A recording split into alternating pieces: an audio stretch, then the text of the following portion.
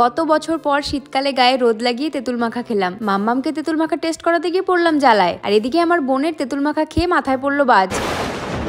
চলো ভিডিওটা প্রথম থেকে শুরু করি। বোন আসার পর থেকে অনেকবার বলেছে, দিদি বাড়িতে একদিন মাখা কর, যে কোনো ধরনের মাখা, তোর হাতের মাখা খেতে বেশ ভালো লাগে। ছোটবেলায় দুজন মিলে কত মাখা করে খেয়েছি, তা কি আর বলবো। বোন এসে ওর যাওয়ার সময় চলে এলো, কিন্তু এতদিনের মধ্যে আমার একটুও সময় হয়নি যে ওর আবদারটা পূরণ করব। আজকে ভেবেছি যাই হয়ে যাক ওর আবদার পূরণ করতেই হবে। সকাল সকালই রান্নাবান্না কমপ্লিট হয়ে গেছে, সেই ব্লগটা আমি খুব তাড়াতাড়ি তোমাদের সাথে শেয়ার করব। ভিডিওটা দেখতে চাইলে আমাকে অবশ্যই ফলো করে দিও। আমরা দুই বোন সমস্ত রকমের মাখা খেতেই ভালোবাসি, মানে যত রকম মাখা করা যায়। তোমরা তো জানোই, নতুন করে আর কি বলবো, আম মাখা, কামরাঙ্গা মাখা, জাম্বুরা মাখা, যত ধরনের মাখা হয় সব রকমই কিন্তু আমরা খেতে পছন্দ করি। কিন্তু সবকিছুর মধ্যে সব থেকে বেশি ভালো লাগে এই তেঁতুল মাখা, যেটা আমরা দুজনই খুব বেশি পছন্দ করি। তোমরা কারা কারা তেঁতুল মাখা খেতে পছন্দ করো আমাকে কিন্তু কমেন্ট করে অবশ্যই জানিও। যে কোনো ধরনের মাখা করতে খুব বেশি কিছু কিন্তু প্রয়োজন হয় না, ওই নুন, চিনি, একটু কাঁচা লঙ্কা। বোন আবার বললো যে একটু শুকনো লঙ্কা পুড়িয়ে মেখে দেখ, ভালো লাগবে। ছোটবেলায় কাঁচা লঙ্কা দিয়েই খেতাম, কিন্তু এটা ও কোথা থেকে শিখেছে আমার শোনা হয়নি ওর কাছে, কিন্তু ও বললো বলে আজকে দিলাম। তো এবার তারপর নুন, চিনি আর ও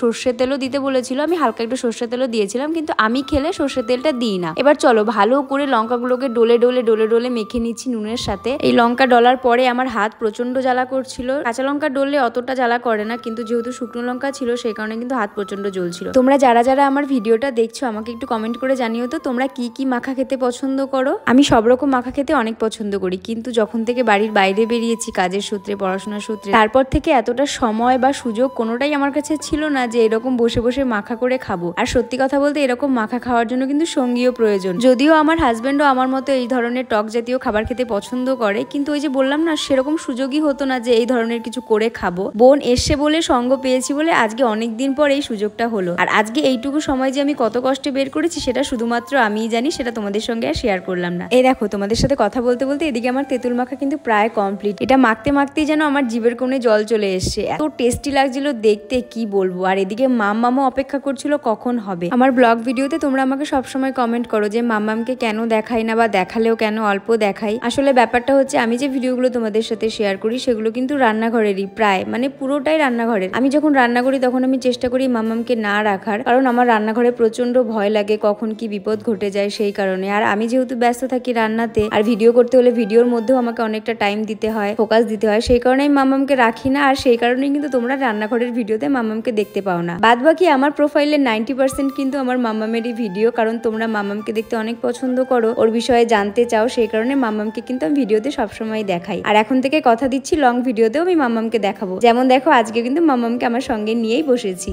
আর জানো তো ও কিন্তু ভিডিও করতে খুব পছন্দ করে। আমি জানি না কেন, বা বড় হলে এই জিনিসটা থাকবে কিনা, কিন্তু এখন আপাতত দেখছি ও ভিডিও করতে খুব পছন্দ করে। আমি ভিডিও করলেও সবসময় চাই আমার কাছে এসে থাকতে বা ভিডিওতে আসতে। যাক, অনেক কিছু বললাম। এই দেখো তেঁতুলটা কিন্তু ফার্স্ট আমি টেস্ট করলাম, আর আমার মুখের রিয়াকশনটা দেখে তোমরা বুঝতেই পারছো যে কতটা টেস্ট আর কতটা টক। ভীষণ টক ছিল তেঁতুলটা, আর খেতে এতটা টেস্ট হয়েছে যে কি বলবো। বোনের খেয়ে তো মাথায় পড়েছে বাজ, ও কান টান বন্ধ করে দিয়েছিল তেঁতুল মাখা খেয়ে।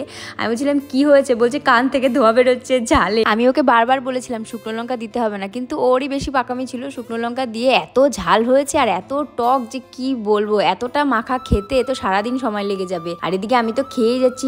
আর বোনকে বলছি তুই ভিডিওটা করে রাখ, ভিডিওটা আপলোড তো করবো, আর একটা স্মৃতিও থাকবে, এত বছর পর তেঁতুল মাখা খেয়েছি। আর তারপর মাম্মাম দেখি বারবার চাইছে, আমি তো কোনো কিছু না বুঝে হালকা একটু টেস্ট করিয়েছি, পরে দেখি বারবার চায়। আমি তো এত জ্বালায় পড়েছি ওকে দিয়ে যে কি বলবো। একটু পর এসে বলে মানে ঝাল তো লেগেছে, কিন্তু এতটা মজা খেতে যে ও আর লোভ সামলাতে পারছে না। এদিকে ওর পাপাও বলছে খাস না, পেট জ্বলবে। সত্যি কথা, একটু পরই বারবার বলছে আবার একটু ভয় পাচ্ছে, আবার খেয়ে নিচ্ছে। আমি এই ফুটেজটাতে কোনো রকম কাট করিনি, তোমরা নিজেরাই দেখো। ও ভাবছে খাবো কি খাবো না, এদিকে এতটা মজা যে সেটাকে রিজেক্টও করতে পারছে না। আবার বলছে আরেকটু দাও, আরেকটু দিয়ে যখন মুখের সামনে দিলাম আবার একটু ভয় পেয়ে খেয়ে নিল। আমি ওকে দিচ্ছিলামই ঠিকই, কিন্তু অল্প অল্প দিচ্ছিলাম, তার কারণ এই তেঁতুল মাখাটা এতটা পরিমাণ ঝাল যে ও যদি সামান্য পরিমাণও খায় সেক্ষেত্রে ওর প্রচন্ড পেট ব্যথা করবে। সেই কারণে আমি ওকে অল্প অল্প করে দিয়ে তারপরে কোনোভাবে ম্যানেজ করেছি। আর এই দেখো তারপর কিন্তু আমি বারবার না করছিলাম, কিন্তু ওর জেদ, ও খাবেই। যাই হোক, আজকের ভিডিওটাকে এখানেই শেষ করছি। ভিডিওটা কেমন লাগলো অবশ্যই কিন্তু কমেন্ট করে জানিও। আর তোমরা কে কে তেঁতুল মাখা খেতে পছন্দ করো বা অন্য কি মাখা খেতে পছন্দ করো সেটা কিন্তু আমাকে কমেন্ট করে অবশ্যই জানিও। সবাই খুব ভালো থেকো, টাটা।